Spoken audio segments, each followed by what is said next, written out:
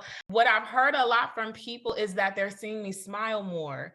And they're seeing more joy from me. And I think there's more that is attached to that joy, but I believe this is a big part of it.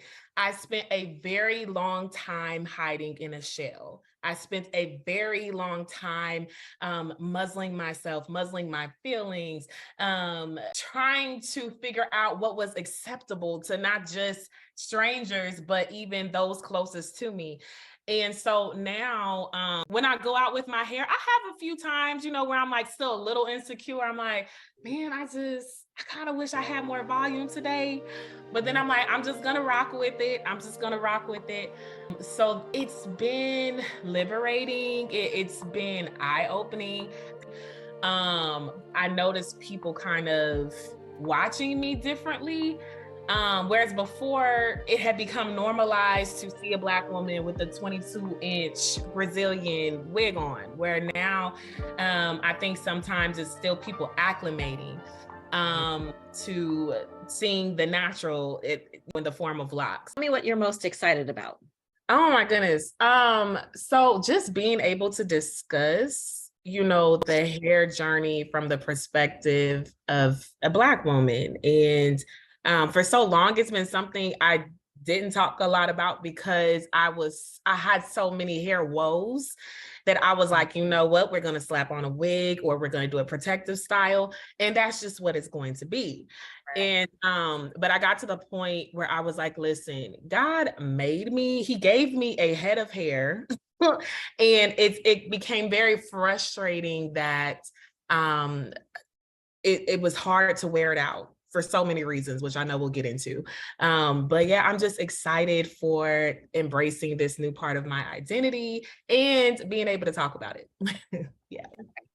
So where did that begin for you? Like, what was the moment where you're like, okay, so what happened before that? So I turned 30 last year. Before I turned 30, I actually had a dream that I was cutting my hair off and like I was getting it dyed. And I know a lot of women kind of do that. And so I was like, okay, maybe that's what I'll do. But then I had to be realistic with myself because I have a tight curl pattern. So I was like, if I do that, I'm gonna have to get a perm to achieve the style I want. And I had been natural since my junior year of high school. And so I was like, I don't know if I want to go that route. Well, long story short, what happened was I went to a beautician that I know, she's affiliated with my ministry. And I had not sat in anybody's chair. Like when I say no one had touched my hair other than family, probably since I was like a teenager or a kid, it was because I just didn't trust people because I had too many bad experiences. And so I sat in her chair. And all she was going to do for me was a wash, condition, and a trim. And I left with a head full of heat damage. And it was extremely traumatic. It was like, and I remember sitting in the chair and I said, hey, this is my first time doing this for a long time. So I'm hoping that we're good. But she had been a beautician for years. So I just figured she knew what she was doing. And so it really just brought me to a place where I was like, okay, God, at this point, I'm either going to shave it off or just keep it low, continue to wear wigs forever, continue to be uncomfortable with wearing wigs forever, or we're going to figure out something. And so Shamari actually has started her locks maybe a year or so before that. And I was like, man, okay. I'm watching her process and I'm like, this could be something, it's, I don't have to mess with it a lot. It's low manipulation. I can stop spending hundreds and hundreds on new products, and so I was like, well, I can try it. Let me try it out. And if I hate it after a year, I committed to a year. And I said, if I hate it after a year, then I'll just cut it off and figure out something else. But January 5th of this year is when I took the plunge and I don't regret it. I don't regret it yet. Yeah. So was there something that happened in that process, or were you already so determined, or you already decided you were going to do that it was easy to transition in? to it, or was it there a little bit of structure? Yeah. So yeah, let me go back. So, and I guess I can really just get into the history of how Okay. I came to that. So, if that's okay, I want to move ahead of you. Yeah. Yeah. So yeah, I, grew up with my mother. She was born in 1950, and perming and manipulating your hair is what they did. And so I grew up getting perms all the time. My hair was consistently damaged. I don't think I ever had a period where I just had a healthy head full of hair. It was just always broken off. I was always ashamed of it. Always, I had teasing, kids will be kids. Yeah. And so it was around my junior year of high school, and there was a lot of transition in my life that I went natural.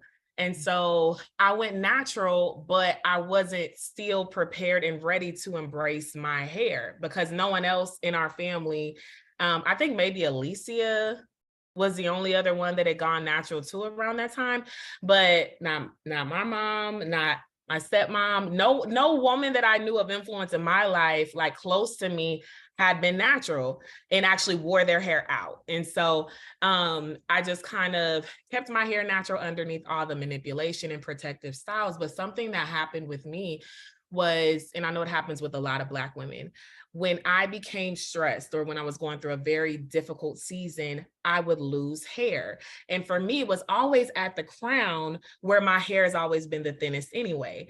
And so because that would happen, it made me even more like, well, I'm not going to wear my hair out when the rest of it is a certain length. And then I have this much in the middle, like it looks a hot mess. So, so yeah, that was always a thing. It wasn't just the not knowing how to do it. It was the frustration with, I could never seem to get my hair to a thriving state all over. Now it did a lot better once I went natural. It would grow, it would thicken. That was awesome. But again, anytime I experienced stress, it just fell out.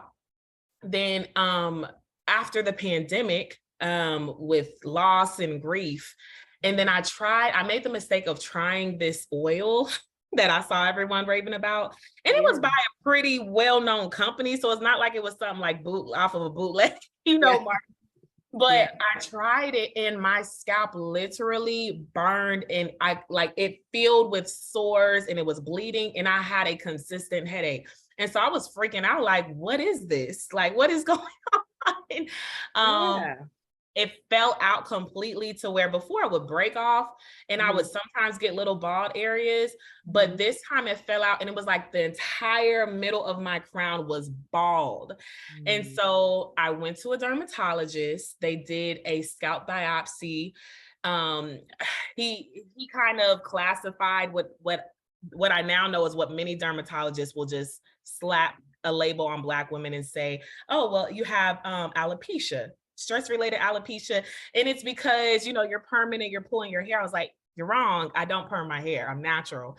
And at that time, it was a pandemic. Nobody was seeing my hair. I was walking around looking crazy. So there was no pulling.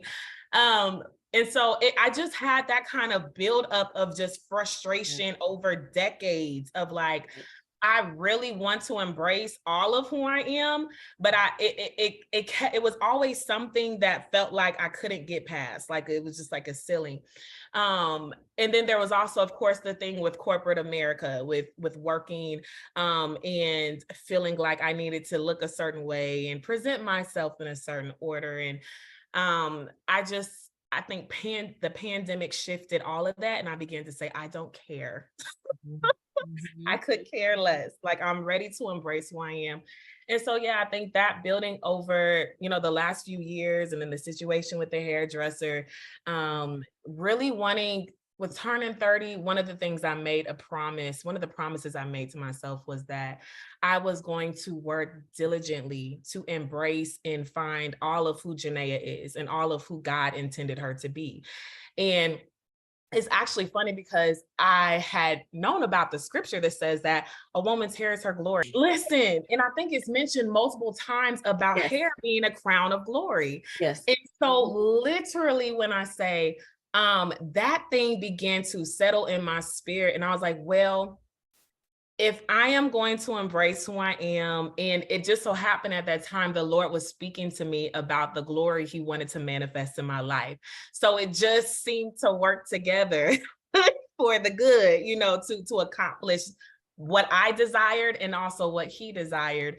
And so, yeah, I just said, let me just do it. I installed my microlocs myself. I had gone to a consultation just to kind of figure out what the process looked like. But just because I've always been more comfortable doing my own hair, I installed them myself, and therefore I could control and learn how to take care of my own hair that I will be wearing out now. And so yeah, it's been a wonderful journey so far. Yeah. So tell me what it is that you like, I guess the vision that you have for this journey as it progresses. Yes. So of course, health is number one. I want my hair to be healthy. But I also began to consider all the other ways that I'm unique. And in that, now of course, locks are becoming more popular everywhere. But I thought about eventually I would like to, if the Lord, when I get married, I'll say when, because I'm putting that, yep, you get it. Yep. So I would desire to have a daughter one day. And if God blesses me with one, I want to be able to show her, hey, this is who you are, embrace all of it. I want to be that example for her.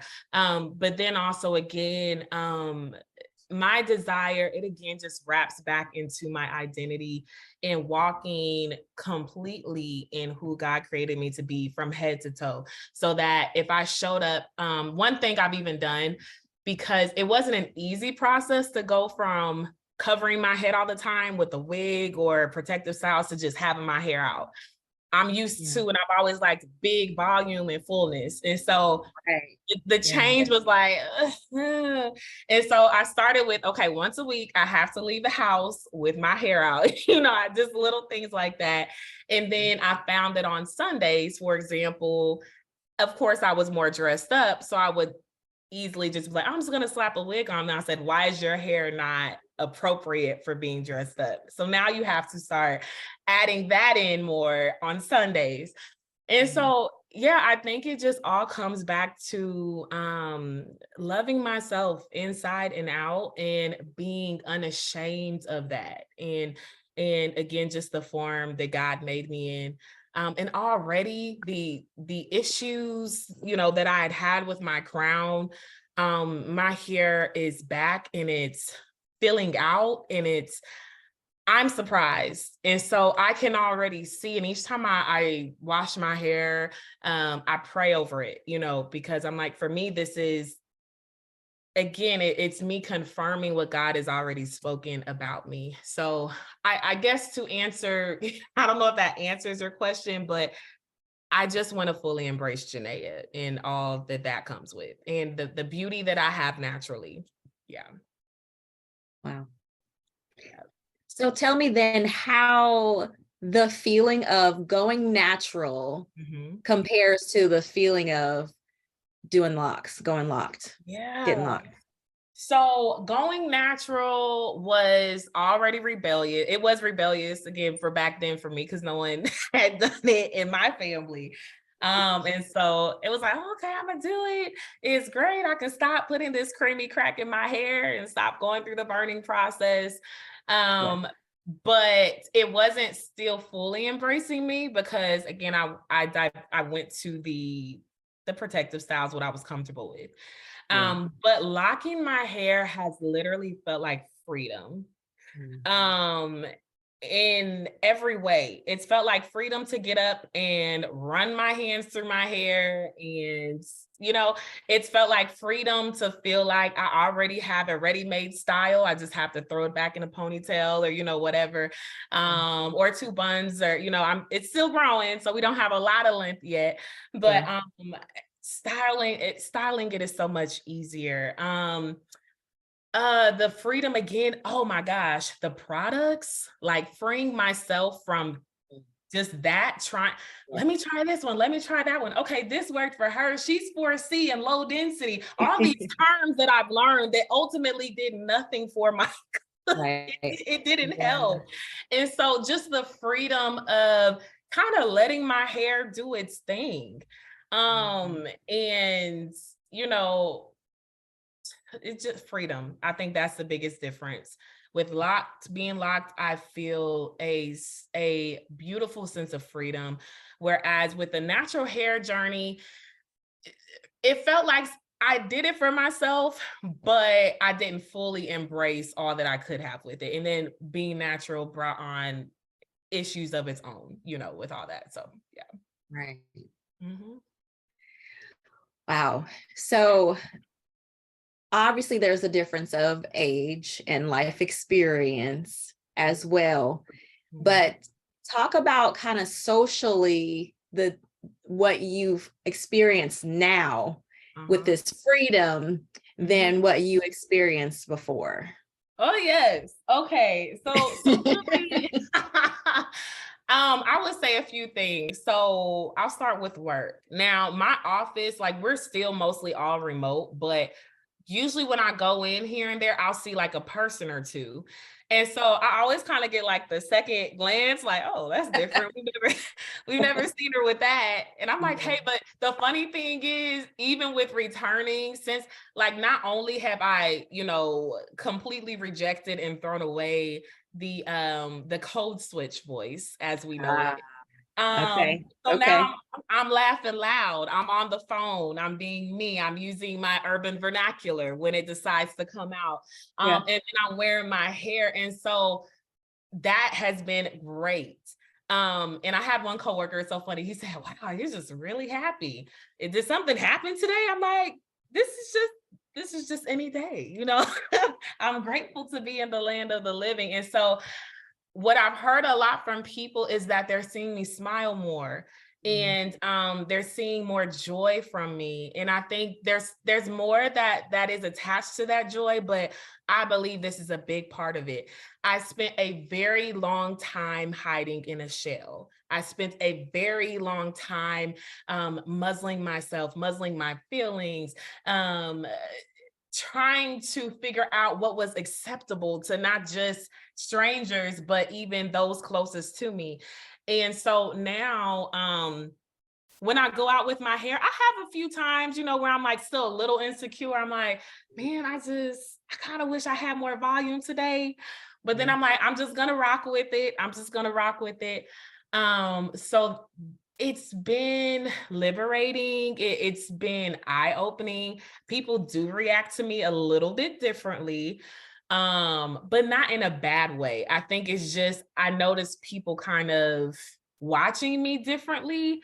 Whereas before it had become normalized to see a Black woman with a 22-inch Brazilian wig on, where now I think sometimes it's still people acclimating to seeing the natural, you know, in the form of locks. Let's see what else. Also, my son. So, oh my goodness. So he's always known mommy wearing wigs, you know, mommy having weaving. And so now I catch him like, Mom, I just want to touch your hair. And I'm like, okay, like fine, you know. But I noticed even for him, he's a boy, but it's doing something for him as well to see me living in um the the roots of my identity. And so yeah, and then a lot of questions from people I know, like, hey, oh, you did it. Oh my goodness, I've been wanting to do that, but I'm scared, I'm worried. And I'm like, you know, I always encourage them. I'm like, if you feel led to do it, if you feel like it's going to bring you joy and free up a bit more time in your schedule and your wallet, you know, put the wallet back away, you know, do it. And so yeah, I haven't had bad experiences yet per se.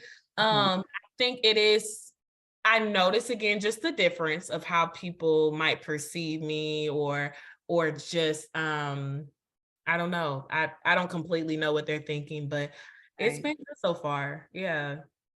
Yeah. So then it sounds like you're trusting the process, right? Yes. How Yes. how do you define that for yourself? So that was part of why I put that 1 year in place. I said, because for me, I love versatility with style, with design, with the core, all of that. I would switch stuff every month. And so I said, do not touch your hairs in terms of cutting it off or trying to comb it out for a year. Give it time.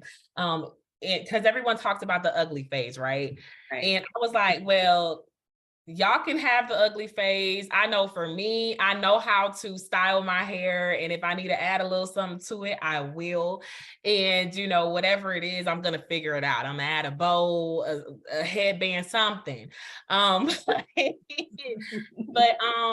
trusting the process. So that, as well as just practicing more patience with myself, you know, in my hair. And so, like I said, the hair in the back in my crown is filling in nicely. Do I wish it was thicker? Yes, but I am grateful that I have hair there because a few years ago I didn't. And Right. so, yeah, just not trying to rush myself to the length and the thickness that I want. And I know I'm going to hopefully eventually get, but just accepting where I am right now. And even like I said, again, just making myself, even on the days I might feel a little bit more self-conscious, nope, let's wear our hair today. Tomorrow we can put on a wig, but today let's wear our hair and remember that we're beautiful with our hair. And so self-affirmations have become a thing again. I hadn't done that in a while.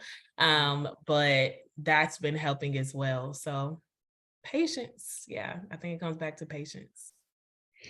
So, have you found yourself developing specific habits then as you've been more patient with the process? I mean, you Um, talked about affirmations. I mean, that's a new oh habit that yeah. you. So with having the wigs and the protective styles, I was actually neglecting my hair a lot more than I realized because I wouldn't remember if I'm wearing like a crochet, for example. That's one of the things that I did the most was a crochet style. So I'm not remembering to spray my scalp or oil my scalp in between the hair. Sometimes I would go a week without doing it, God forbid longer. And then I would leave it in most times for a month. And so to have your hair in a style like that and you're not adding moisture to it, I was neglecting my hair and just kind of out of sight, out of mind. And so now that my hair's just out, I am now daily making sure I moisturize it or let the shower hit it. And then I'm oiling my scalp like every other day. I know there's variations on how often you're supposed to do it, but I have dry hair. So, but because I'm touching my hair and seeing it, like it's causing me to create patterns and habits with better hair care than what I had before. Right. And by saying that actually brought up something about this journey that has also really been transformative for me. Okay. So, we hear about body dysmorphia, where someone who's lost a lot of weight, they might look in the mirror and they see maybe a larger body than what they actually are. Their vision is distorted or their perception, right? Right. I'm making my own term. I feel like I had hair dysmorphia because I was so used to not seeing it that I adapted a version of myself that was like bald, no hair. And so I would take my hair down from a protective style and not want to look in the mirror. I would envision myself without the wigs and the weave and think, oh, I'm bald headed. Like I don't have hair, or my hair is extremely short. And it wasn't true, but that was what my mind diverted to because I had been so used to just hiding it and tucking it away. And so now that literally my hair's right there, like I'll have mornings and it still happens 3 months later where I wake up and I'm like, wow, come on, hair. Come on, Liz. Like, come on, fullness, and it is so refreshing to my soul, like literally to my soul, because I don't think I realized until I made this transition, just again, how much of myself I had locked away. And that's just for the hair. And so This year has been transformative so far, and this has been a big part of that. Yeah. So talk then about the impact of you experiencing the freedom and knowing and loving yourself has on your everyday life. Oh my gosh. Okay. So I know that I am called to speak, encourage the people with the word of God and the encouragement and experiences from the experiences that I've incurred, that I am called to speak to many. And one of the things that I actually had a family member who had a prophetic dream about me a few years ago. She's like, in this dream, I saw you and you're standing up and you're speaking to this room full of women and you just going in. She's like, but I focused on your hair. She's like, I couldn't see it all the way, but it was bright. Like it was almost like I focused in. And so I never forgot when she told me that. I was like, okay, did I have on a wig? Like, what does this mean? Because back then I had made the change. So I'm like, what does my hair have to do with it? And so that dream speaks very much so to now understanding that to get to that, I had to do this. I had to make sure that I was dealing with every part of me that I had not embraced. And then dealing with those parts that I accepted about myself that weren't true, right? And so it's created like, it's forced me to deal with those difficult places of my identity. And then it's causing me to accept the places of my identity that I could not believe about myself because of low self-esteem or experiences, relationships, whatever it was. And so, yeah, this is really just causing me to dig deep. I feel like in every area, even nails, right? So because I am very much so a DIYer, like, I would do my own hair like all those years. Like I said, I would, I never went to anyone to do a whole lot of extra services. I think I got my eyebrows tinted for a while. I would do that. And then I would get my nails and my feet done. But economy has gotten tight. And so I began to say, okay, I need to find ways to conserve. I'm spending $50 every 2 weeks and my nails are chipping in 2 days. I was like, that's not. And so that was also another place of transition. I saw that was very close related to this, like, I can still be beautiful and feminine and, without having maybe my nails look the way I want them to. And what I'll do is I'll paint them or I'll go and grab like the press-ons because they've improved so much. Yes. But then on the days that I don't have my nails done, not allowing myself to feel like, oh, I'm a lesser version of JeNaya today, right? And so, yeah, it's like it's caused a chain reaction and a lot of things. And it's causing me to be, again, just more confident in my voice and how I present myself and who I am. And so, yeah. Wow. So you said one of your goals, so to have healthy hair, and you said health and glory. Yes. Tell me more about the glory part. Because I'm hearing it, I'm sensing it, but let's go that break. Okay, so the glory of God is manifest in our lives when we open to him, right? When we submit ourselves entirely to him. And the big things that God has told me that are waiting for me in my future, it required another level of submission again in my identity. And not even just in like bad things, but when I went to school initially, my desire was law school. And if law school didn't work out, I was like, okay, I'm gonna do public service and maybe we can get on like a city council or something like that. And eventually I figured out, okay, maybe not. Maybe not. But as God began to unfold in these last 5 to 6 years, who he's calling me to be and what he needs from me, it required another level again of submission in my identity. So by submitting myself, my identity, my thoughts, my doubts, my fears to him. What's happening is in the moments that I am called upon to do something, say in ministry or even on the street, like it's like God has been sending more people my way to just share the gospel. And I'm so excited about that. But I literally feel another level of his glory that will rest on me. And it's because I know that I am step by step. I feel him now.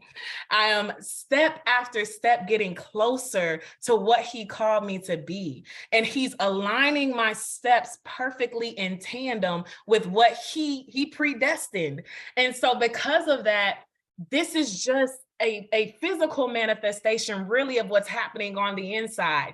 And that's that I'm able to see and feel and accept that I am his and I am loved by him and I am called by him and chosen by him, and that what he put on the inside of me is valuable. And the package that he put it in is also valuable. And so, yeah, I understand that there are levels of glory and manifestation of his spirit that we won't get to until we kind of fully submit ourselves. So I think even having that very transparent moment with him the other year where I said, God, I'm going to cut it off, or you're going to help me. You're going to do something. He heard that. He heard that. And God, he honors his children when we are obedient, and even just simply when we give the difficult things to him. And so the glory is certainly it's growing, it's elevating, and I'm so grateful, because the reality is that the more I can accept who I am, that can rub off on this one and that one and that one, and I can then speak to other women and other people, not just women but people in general, and challenge them to also stand in their identity that God gave them, and to seek him about who he called them to be. Because I think that was part of this too, is that I had to seek him, like, Lord, do you want me? I mean, I know what you're going to say, but I know you don't really want your children dependent on things in even our appearance that would give us identity, that we would go to for our identity outside of you. And so, yeah, I'm grateful. I'm grateful. Lord Jesus. Amen. Yeah. So how would you say, or what would you say your identity is? Like maybe one word or a phrase that just kind of sums it up for you right now. Glory carrier. I'm just gonna put it at that. And I have to go with that one because it's hard to choose one, because there's so many different areas. He's like, yeah, you need to work on that too. But I know that the glory is what he wants me to carry with me in whatever he calls me to. Yeah, glory carrier. You talked about being able to see the progress. Yeah. But do you have a way of tracking, or do you know how you're tracking your progress when it comes to your hair? And not necessarily just your hair, but right. any kind of way. Yeah. Okay. So for my hair, I've been just taking a quick snapshot every time I do a retie. And right now I'm doing a retie every 6 weeks. So I'll just take a quick picture. Yeah.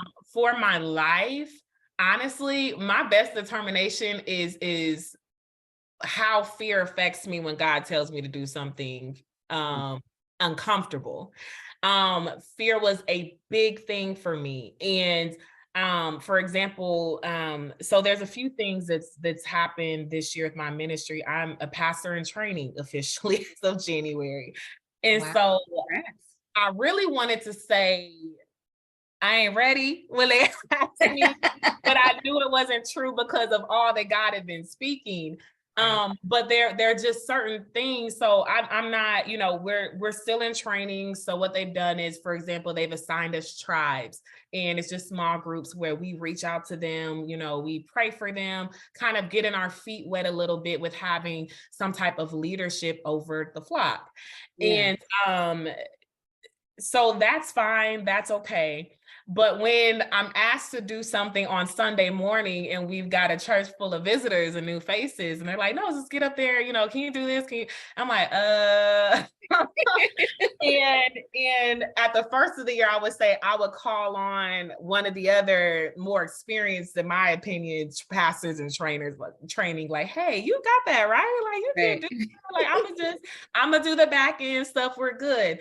But what is so that has been my biggest place of tracking, because fear creates disobedience, and a lot of times I think we don't want to acknowledge that fear is actually sinful when we allow it to stop us from doing what God told us to do.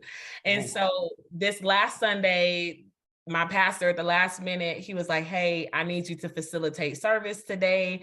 So-and-so is out, and this guy over here did it last week, so we need you to do it. And I was like, oh, okay, all right, okay. So I'm having an inward conversation with myself, like, okay, help me, Lord. But the fact that I was able to do it, and when I just stepped forward and began speaking what I heard the Lord saying, his spirit took over. And so the dependence on myself, by just giving that to him and knowing that I can't do it in my strength, but just kind of pulling on him, it allowed me to see, okay, there's been some growth since January, because in January you would have said, no, I'm not ready. And then now in April, I'm able to see that I'm growing and I'm getting stronger, in depending on God, in those moments. So yeah. Again, I didn't see the value in myself.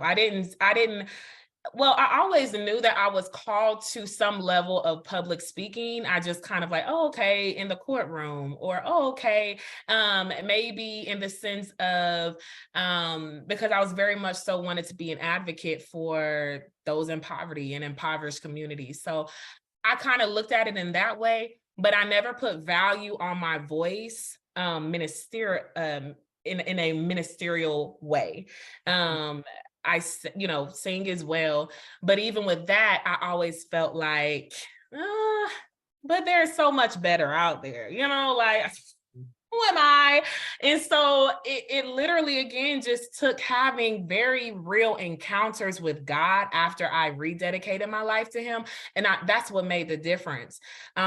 Because I think a lot of times when we're raised in Christian homes, it's easy, of course, to adapt, because we have to. Like, if your mom says go to church, you're going to go to church.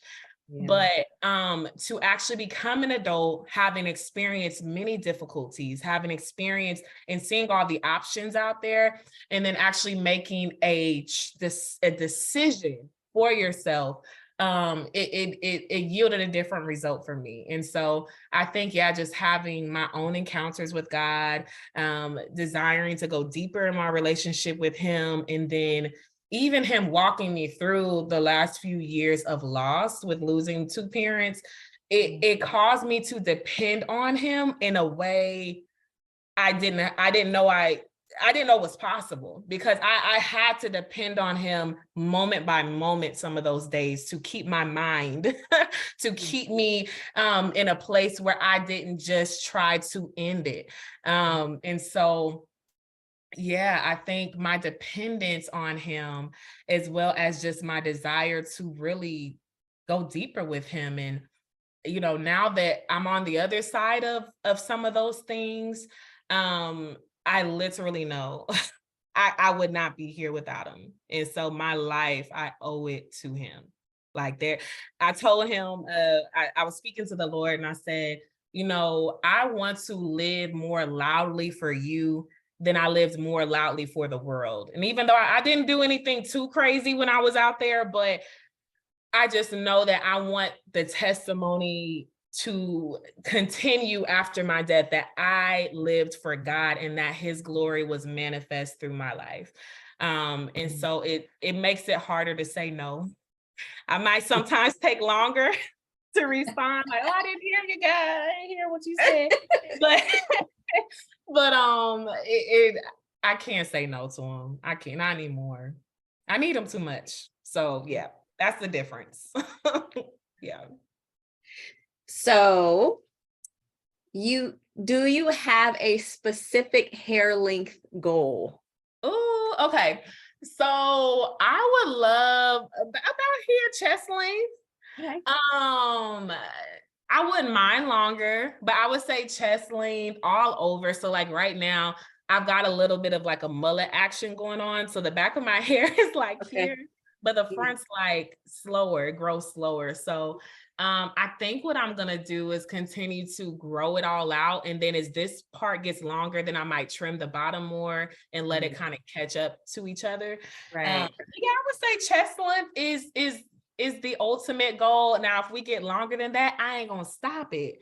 Unless I just can't manage it. It's too much for me, and I might have to pay somebody at that point. But yeah, chest length. Yes. Right. So would you say at this point that you feel like you are an expert of your hair? So I would say I'm an expert with the ebbs and flows of it, how my hair reacts to stressors in my life, how it reacts to like my environment or what I do to it. I wouldn't say I'm an expert with locks yet, Okay. but just my hair itself, yes, with locks, I still very much so feel like a newbie. And so I'm just self-educating and talking to as many locked people as I can to try to figure out what's best. But yeah. That I had taken out one of my protective styles, and it was like I think I had put box braids in, but like all of I still had all the sections, so my hair was like still sectioned and kind of wrapped around itself, and I was like, that's kind of cute. Like I put on a hat and took a picture. I was like, okay. And so yeah, I love that. It's like God will just give us those little nudges, you know, and I even love what you called it, a faith journey. It is. It really is. Yeah. Thank you for sharing your faith and your faith journey, because it is so evident how much potential for every woman that we have to take our hair journey on a faith journey. Absolutely. Because it's what it really boils down to. You know, as you are listening to and learning your hair, you're hearing God. Yes. You're hearing him speak to you, and you're hearing, just slowing down, like you're noticing things.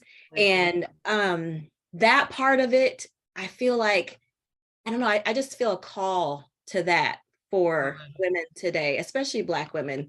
Absolutely. You know, I mean, there's the hustle and the grind and all these things, but like, because we see our hair as, you know, glory, you know, our crown and glory, because it is so important to us. One, it's hard to submit. Absolutely. But two, it is the potential for exponential growth spiritually is off the charts. It's yeah. Amazing. Yeah. There's so much there. And I think sometimes I remember actually when I first started praying about my hair, I felt like, well, I really shouldn't be adding hair to my prayers. Like, this is so minimal. But the word literally says he cares about everything concerning us. If he knows every we care about number of hairs on my head, then that means he cares about them, right? Like, he wouldn't take the time to number them if he didn't care. And so, yeah, I think it's just what you said. It really is a faith journey.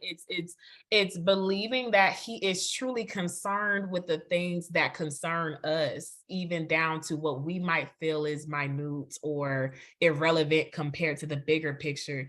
But it's literally all these small pieces that make up the larger part of who we are. And so Yeah, I'm grateful and I'm excited to see what you're going to do with this and how you pour into these women. This has always been a strength for you. And so I'm excited to see that happen. There are so many little girls. I see even just the young ladies these days, like they're starting off with the wigs early. Now having like extensions, we did that, you know, but when it's to the level of like having their hair covered and they're used to having someone else's hair on their head at a young age, I'm like, whoa, this is different. This is really different. And my niece actually, I remember when she was here last summer, she was part of it. I'm so glad I just remember that. She said, Auntie, I want my hair to look like yours. And I said, my heart fell because I had on a wig. Like it wasn't my hair. And I said, no, baby. And so I bought her a book and just about encouraging this little Black girl with this beautiful afro head of hair. And but it was just another thing to push me towards the fact that there's work to be done, and there's so many women out there who aren't embracing all of themselves. And by just embracing something like our hair, like you said, it opens the door up for so much more. So